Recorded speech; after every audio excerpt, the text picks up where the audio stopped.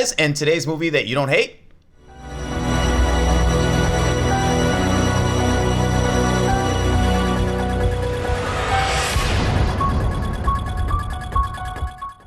Halloween 5. Halloween 5. The Revenge of Michael Myers. That's right. Oh my God. How do we end up with this one? This is going to be a tough one. If it wasn't Halloween, there would be no reason we'd be doing this. Absolutely. And for you guys that have not seen You Don't Hate, we take a title that pretty much everybody can't stand, and we try our best. And in this case, really try to defend it, to break it down and defend it to prove that you really don't hate this movie. You don't hate this movie? We're going to break it down by plot, by acting, directing, kill scenes, and the character of Michael Myers himself. Right. We're going to tally up the scores and then prove to you that you do not hate this movie. Please watch the video to the end because, whew, man, there's going to be some things that are in this film. All right, so the plot of Halloween 5 is basically it takes place immediately after Halloween 4, The Return of Michael Myers ends. As soon as that movie finishes, this movie begins. And it goes into, he escapes the well. Right. He goes through the river there, the lake or whatever there, the flowing river. He floats down the river, which is interesting. You'd figure for a supernatural being that there would be a better way for him to kind of escape as opposed to like, I'm just gonna float away. Yeah, because they just they throw the stick of dynamite in there. They pretty much which is, I mean, it's great for they figure out a way for like, okay, they threw dynamite in there. How is he gonna survive this? Okay, right. Like they show like, okay, he snuck out and got away. But for a guy who's been shot multiple times and fallen off of things and been stabbed, and was like, why is dynamite gonna be an issue for him? He'd be like, are the cops not going down there to make sure he's dead? Yeah, you know what? We threw dynamite down there. He's dead. Oh, he's dead. He's dead. He's good. Anyway, so then after that, once the homeless guy finds him, right. He is awakened a year later. Right. And apparently has a psychic connection to a now mute Jamie Lloyd. Yeah, the little girl is mute. Or she has a bad case of laryngitis. It's also with the script. It sounded like laryngitis. It didn't sound like she was mute. It sounded like laryngitis. I mean, they could have gave her some little throat lozenges, told her to get some honey and some tea. Worked all that stuff out. She'd have been talking before she'd said her. So now this is a year later, so you can't get the girl to talk after a year. Okay, cool. I mean, she isn't somewhat of a child's hospital after she stabbed her foster mother at the end of part 4, which is like the great ending to part 4. Kind of like to say like it's transferring to her, but then they scrubbed that.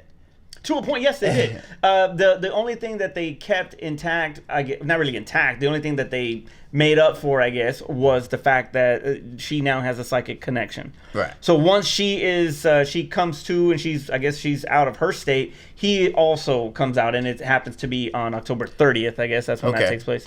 So is that psychic connection somehow, like, if he wanted her to kill, could he just, like, put that in her mind and make her kill like he did in the previous one? Possibly. I don't know. Let's not dig too far into this movie. Let's not dig too far. So let's talk about what do we like about this. Like, do we like this plot or do we not like this plot? I'm going to go ahead and give it a like, only because it is pretty much, it tries its best to make sense out of the reasoning why he's coming back. Right. To continue what he started from part 4. Like, let me knock up all of my family members. Basically, there's still one out there running around. Yeah. Let me get that one too. So because it's a continuation of part 4, I'm going to give it a like. Okay. I will give it a like, even though it was challenging for me to give it a like because it was very hard, and that's not a hard like to give, by the way. It's considering the amount of plot holes and twists and turns, but we're gonna get to that later. Like I said, it was hard, but I'm gonna go ahead and give it a like only because it's a continuation of what what the premise and what his motivation is from part 4. I will stick with you and give it a like only because of those things, because there's other things that I did not like about that plot. All right, here we go. Now we're gonna go into acting.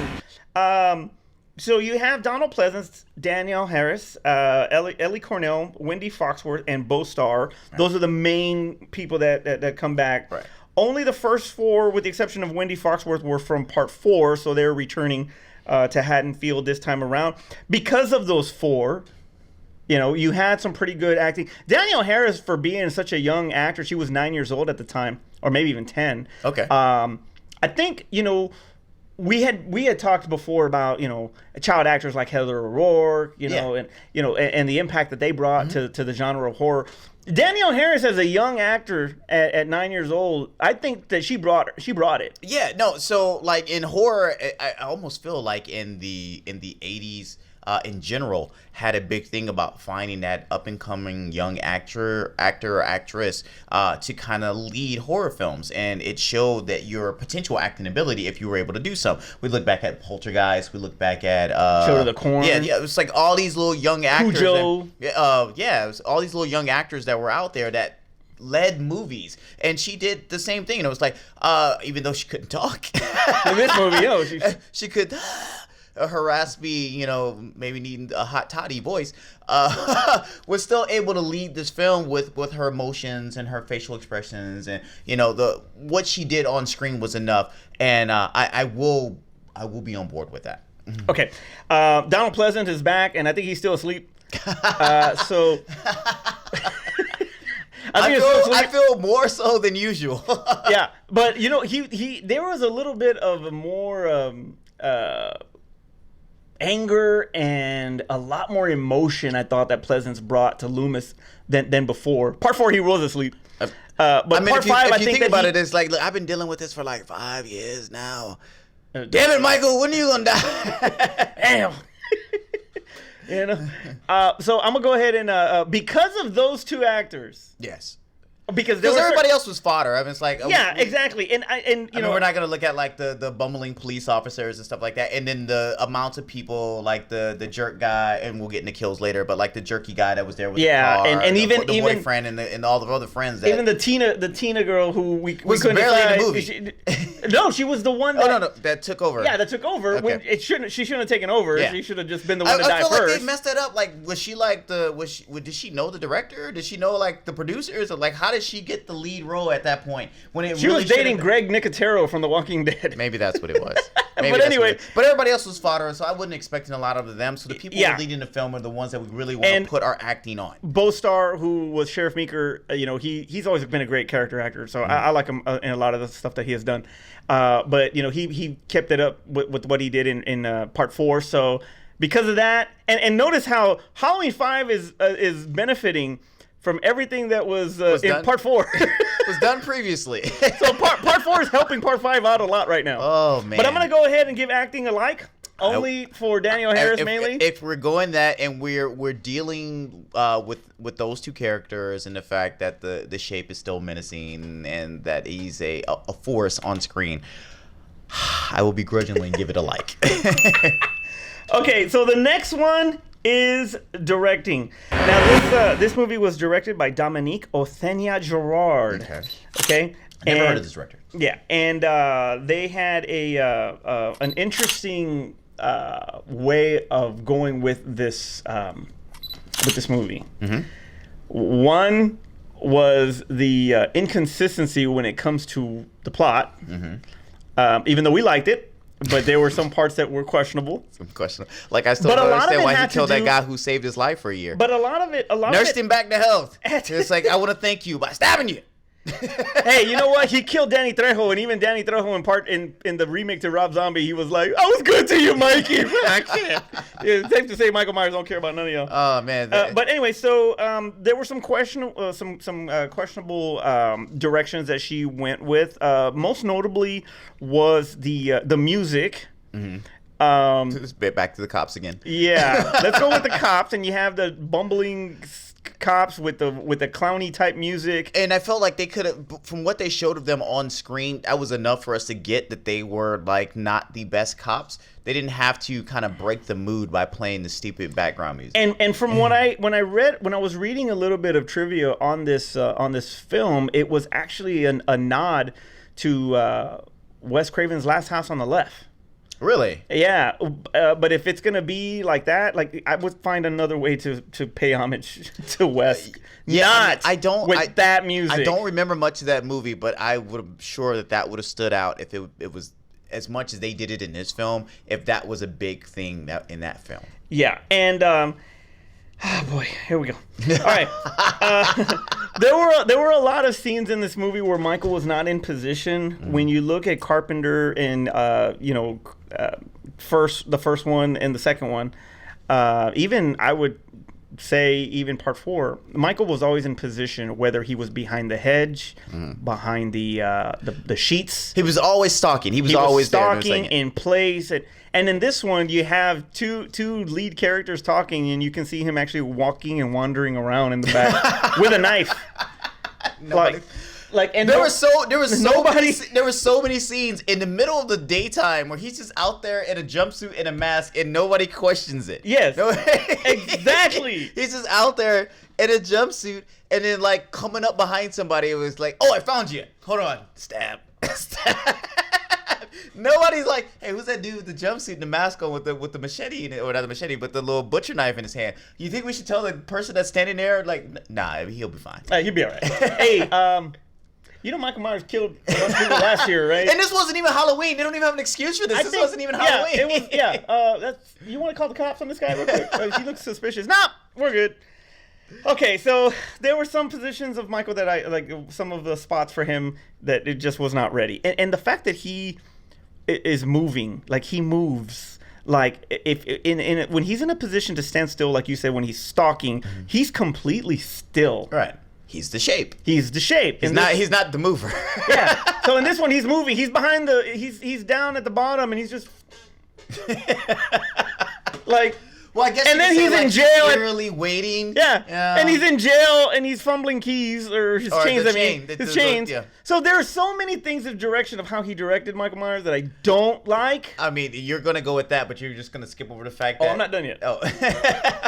And then there was the Cult of Thorn, the introduction to the Cult of Thorn and the Man in Black. See, I just didn't like that cult to begin with. Absolutely not. I think it was dumb. It was dumb, and it was like they ran out of ideas what to do with Michael Myers and how to keep him ongoing, that they invented this and was like, I bet you they saw the next sequel. They were like, we're going to introduce it so that way we can make the focal point in the next movie about this stupid cult, which, by the way, in case we do Halloween Part 6, I do not I seriously doubt we will ever do Halloween 6. Can I just say, I hate that movie so much. I hate that movie so much. Okay, so Halloween 6, The Curse of Michael Myers, is your Halloween 2 Rob Zombie for me, because I can't stand Halloween 2 Rob Zombie. I can never watch that movie again. Even though we talked about how great some of the kills were in that film, I can never watch that movie again. And the setup of them was like, did they direct the 6 too? No.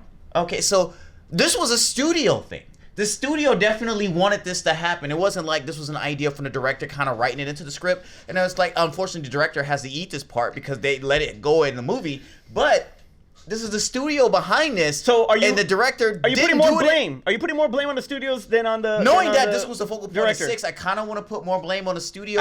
Like, I feel like the director could have done a better job than introducing this mysterious character we haven't seen in 4 other films that now makes an appearance to break him. I mean, it was just... There's not even a tie to Halloween 3 in this. Could he be an android from the Shamrock freaking plays? That might have made it better. It would have been better. It made it better. Even though they showed the movie and on the TV, but it doesn't matter. It was just thrown in there. And like I said, I'm sure it was a force from the studio, but you didn't do anything to make it make sense.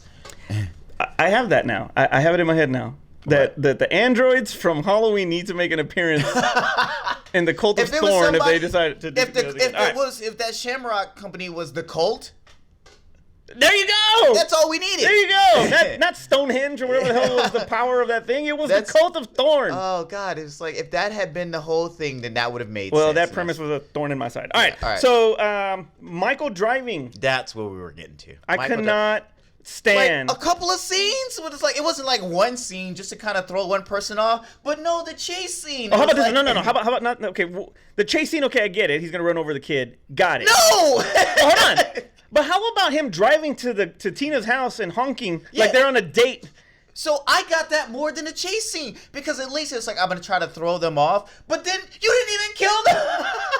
You didn't even kill them. The chase scene, I feel like that's not Michael's MO, and I was like. He's supposed to run them down. He's supposed to walk them down and pop, like you said, I'm behind the bush now. Surprise! Gotcha! And it was like, that's his thing. And it was like, he tracks people down on foot, not in the car. Yes. Not in the car. And obviously a bad driver because he hit a tree. Yeah, and Jason's in the woods looking at him like, Man, come on. You don't know I do this. Man, come on, man. This is not how we do it. You're supposed to be my mentor, man. Come Right. on. All right. Anyway, so directing. The Michael driving scene was awful. The ending in the jail was horrible. That was a set. I mean, that was them forcing a setup into for 6 that they knew they were gonna do. The character of Tina was pointless. So she should have been the one to die, and Rachel should have been the main girl. That was my confusion with it. It was like, if she's gonna have such of a big part in this, why weren't their roles reversed? Exactly. Well, originally it was, and I don't know what happened that they changed it. I think it was a studio thing. She's easy on the eye, so I get it, but that's still. Then you should just make her. Oh no, because she was in 4. Dang it. Yeah, Ellie Cornell was in 4. She should have been the one to keep on going. Yeah, she was in 4, so you couldn't do it. So they were like, well, the China watches these movies. They want to make sure that they're all attractive. The one thing that bothered me always, because I was a very big Michael Myers apologist, because a lot of people in high school back in the day, when they were talking about this movie, and they would like, man, how many times they gonna shoot him, and he ain't dead, and like, well, when he went to the cop car, and how were they able to arrest him? No, what I was telling him, like, well, when he went to the cop car, he took bulletproof vests, and that's how he's alive, because he took the bulletproof vest from the cop cars. Hilarious. This whole time he's been wearing. Yeah, he's been wearing bulletproof vests. Every time he gets stabbed, he's protected by the vest. There you go. That's why we don't see any blood. Right, exactly. Yeah, okay. But that was my go-to. I was a Michael Myers apologist. You were perfect for this film. For this, right? But even I was, and I tried to defend this one too, but even I was kind of like, at the unmasking of Michael Myers. I feel from everything that he had gone through that we should have got something like Jason, where like you're ripped up, deformed, and it's like you're mutilated in some aspect. Right. But him just like perfectly fine under this mask, and I'm like, have you not seen the other 4 movies you were in? Yeah, dude, that because he was set on fire one time. No, yeah, well, what's funny is that his hands are freaking scarred from the fire. So the thing that got me was, and the way that they described it was, either the director or the studios were talking about, let's do some, or certain people in the crew were talking about, let's put some burn prosthetics on his face if you're going to freaking unmask him. Right. And no, we'll just keep it in the dark. I'm like, okay. So you can't see the damage. Okay, but you're going to keep it in the dark, but yet you're going to freaking highlight his eye crying. Mm-hmm. He got shot in the eyes, right? Yeah, I mean, he was shot in the eyes, and you have no scars. I mean, he had. So my apology. He had bulletproof like contact lenses on. It just get skidded off the eye. Yeah, it was like of Brandon Routh proportions from freaking Superman Returns. Yeah, Superman Returns contact lenses. But it was like fall. That's why I can still see. So my apologist in me at that time. Wait, he wasn't crying because he was sad. That was from the gunshot. He was like, nah, he's just. Yeah, he's got uncontrollable tears. He constantly cries. I don't know why I like that idea. But my apologist comment for that was that they had reconstructive surgery, and they hooked him up, and his tear ducts are all messed up. And they took the bags out of his eyes and everything.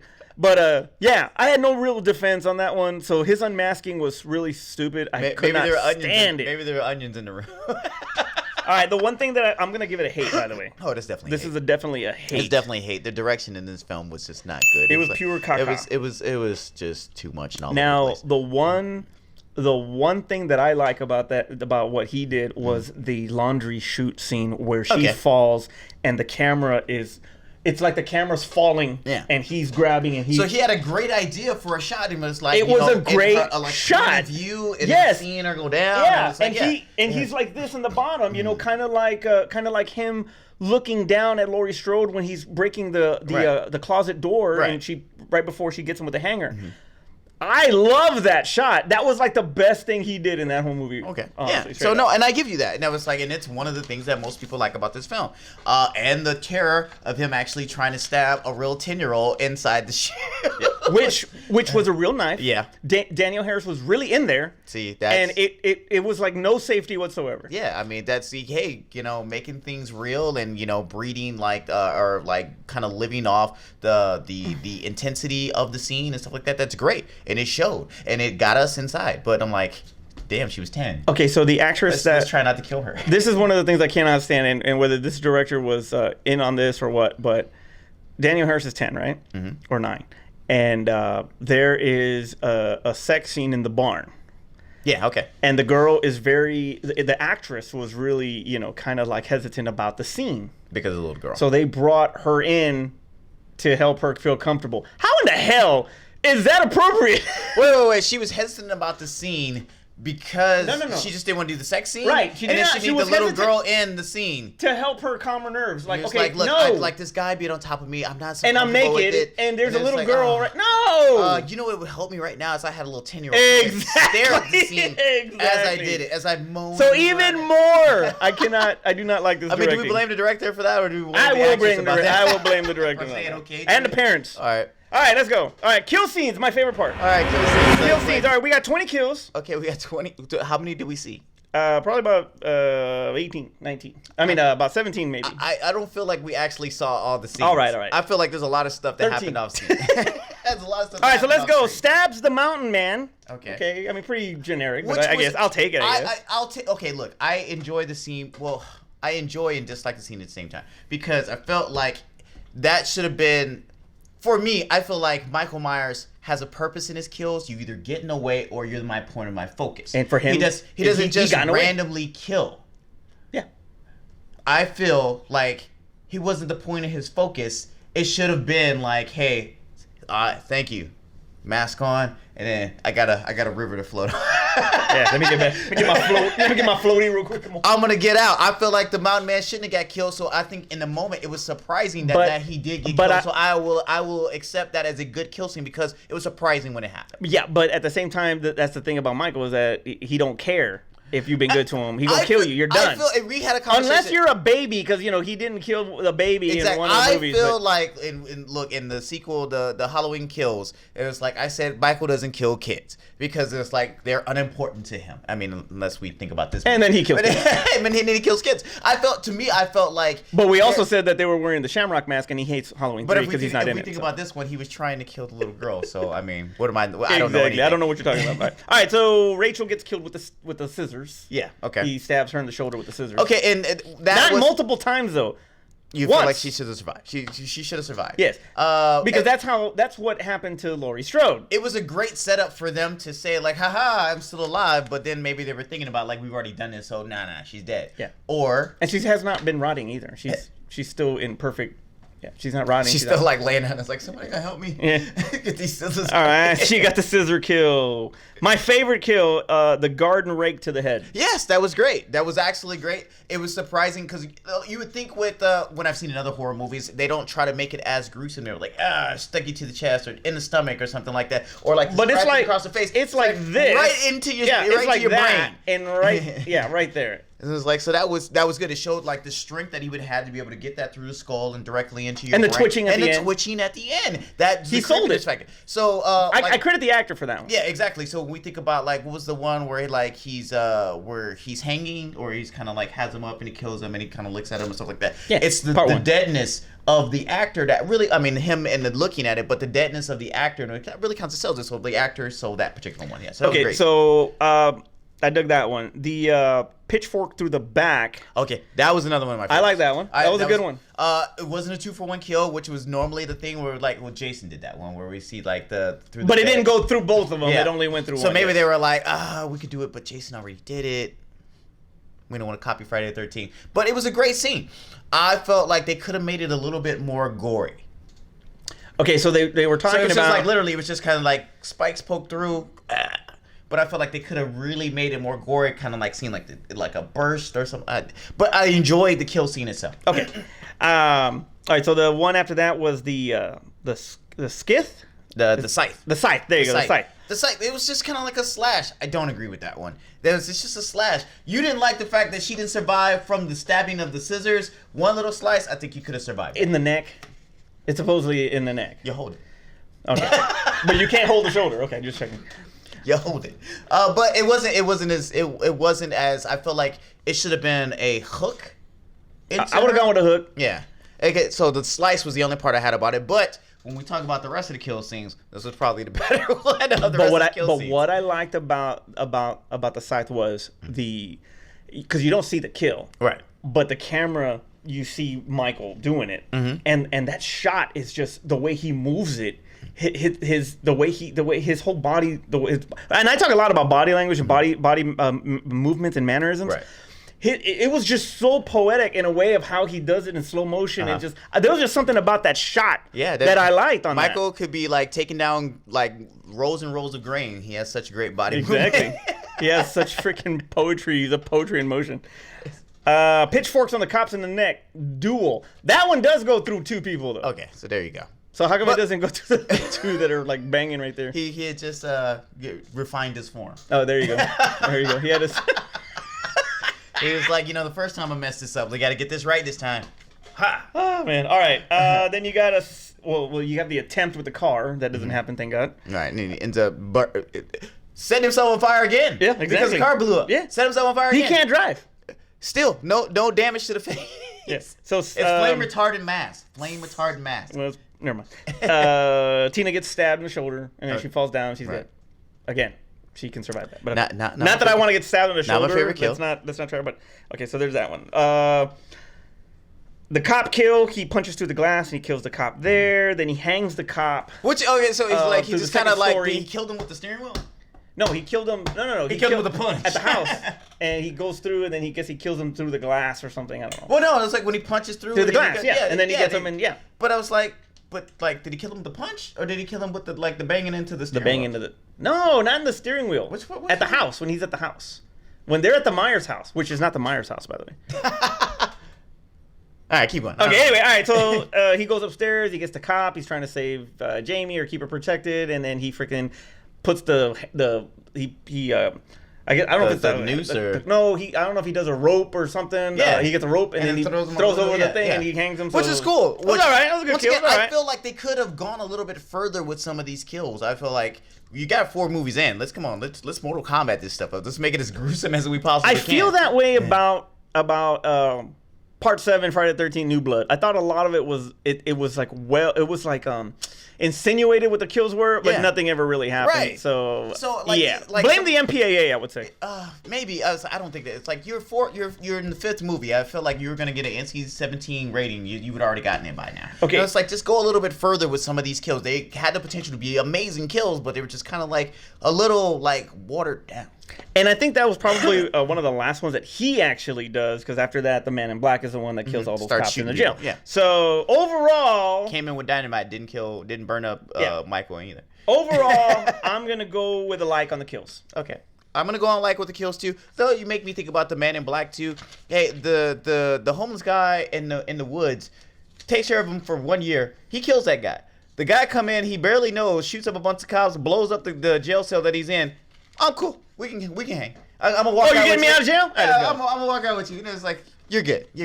How did that guy survive, but the old man doesn't? Well, in the producer's cut to Halloween 6, they actually there's a group of people in the from the Cult of Thorn that have chained him up or taken him in chains and putting him in the van. That is the dumbest freaking thing I could ever freaking even. I saw that today and I did not. I mean, I hated that. Just him being in jail was dumb. I don't even get how to. They didn't even do that to Jason. They called the police and the military out for Jason, and it's like they didn't think about, hey, you know what, we're gonna put him in jail. Man, they blew him up in space.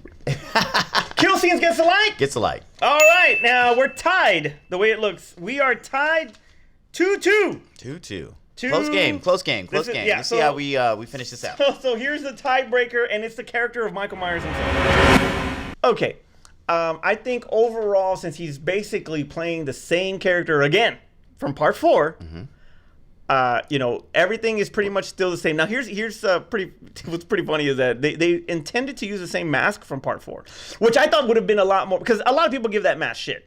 Especially from the posters. At least the continuity would have been there. Exactly. And that is what the mask itself was okay. Yeah. But he kind of had a beaky nose, and there was some things I didn't like about it. You know what my question is he going down to like the spirit store and getting a new William Shatner mask every time? Well, that's just it. This is technically the mask that he stole from the store from the store in Part 4. Okay. But because the actor was bigger, the mask didn't fit him. So they had to get a different mask. I'm like, how about this? Look at that mask from Part 4 and see if you can get a bigger one made. Instead of bringing me this mask, right, which was okay, it was better than the mask from Part 6. It's not better than Resurrection's mask. I think I like Resurrection's mask better than that one. But still, my point is, it's like over the series, there's been multiple masks, right? Yeah. I mean, does just didn't he know where to shop? Like, how does this work? But that's just it. He's only had 2 masks. He's only had the one in 78. Okay.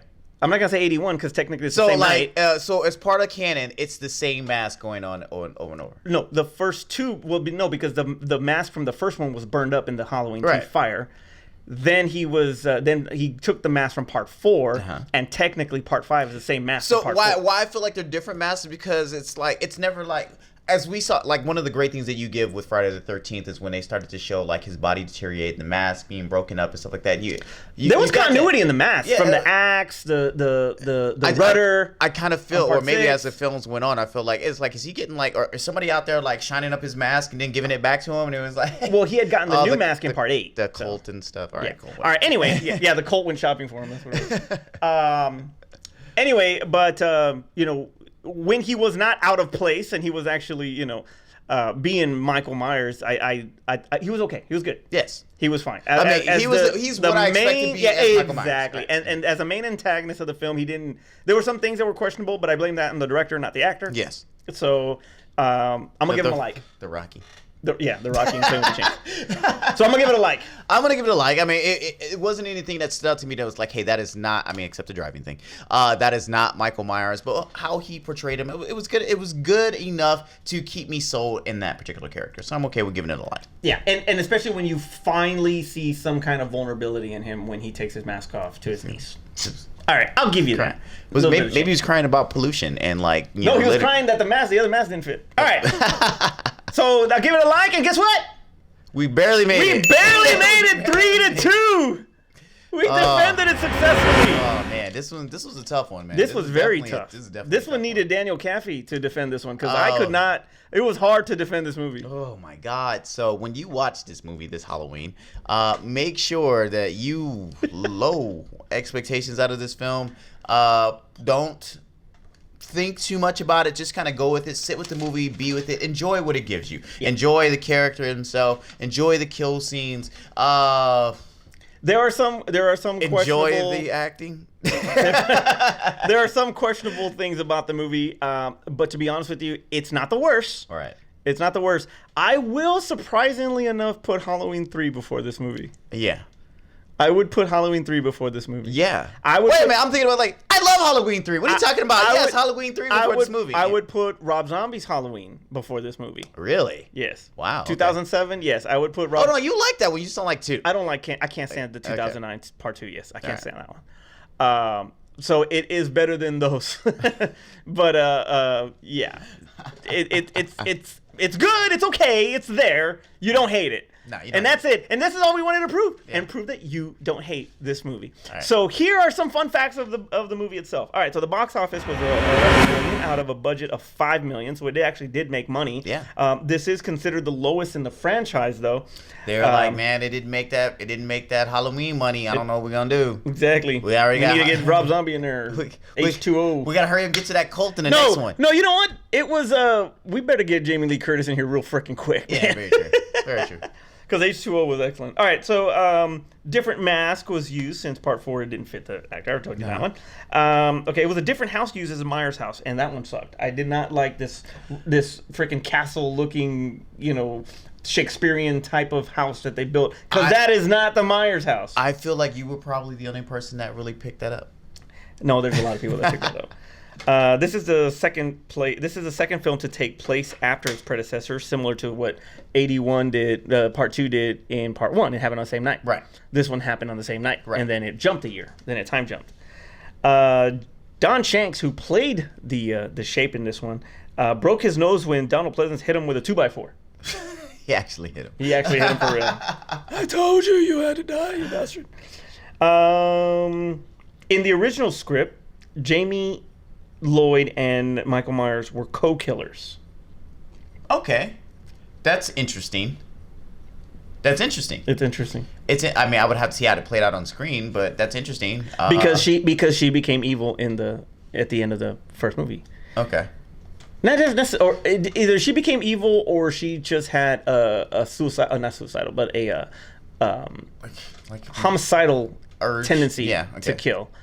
because it's a family thing, I guess. Linked and yeah, stuff like exactly. So that would have been similar. I mean, it's similar. That would have been interesting to see. But remember, she's 9. I would have. And a lot of people. So get this. So a lot of people were giving it crap about like the studios talking about who nobody wants to see that. Gage was pretty freaking menacing in Pet Sematary. So it can be done where kids can kill and be scary. No, all they had to do was age her up. No, they wanted Danielle Harris though. She couldn't be aged up. But all they had to do was age her up. Oh, like age up the character, but not the actress. Is that what you're saying? Yeah, I mean, just get it. What is this, Orphan? No, I mean, no. Esther over here? What are you talking about? No, unfortunately, I'm saying recast. So it's like, okay, cool. We'll just say same character, aged up, But 10 they don't. years. But that's what I'm saying. They wanted Danielle Harris back. That's what I'm saying. Y'all made a mistake. All right. Age her up, make her the new Michael Myers. And then let her continue on. And then you could have brought back in another sequel where she gets killed, and then real Michael Myers is out there in the background or something like that.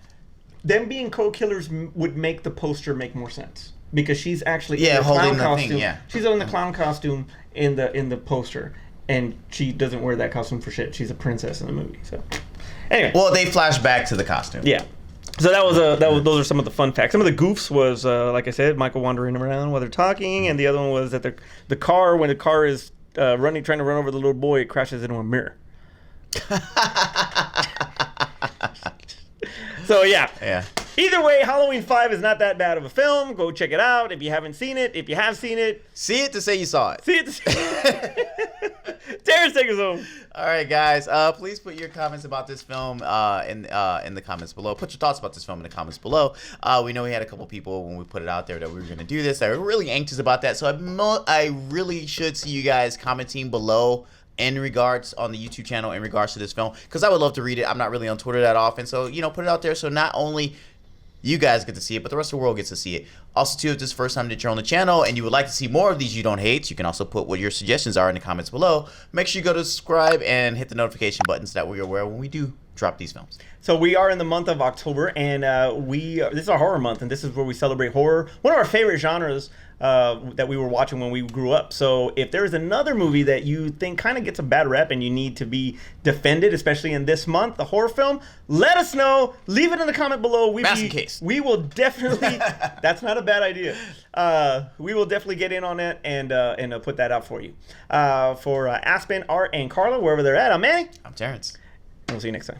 All right, guys, I've been saying this. I hope you guys are tired, and I hope you already contributed money, but we do have a Patreon, so below you'll see the link. If you guys go to patreon.com/thegoods, please go ahead and, if you guys do like the show, please donate something. We do have giveaways for donations that we do receive.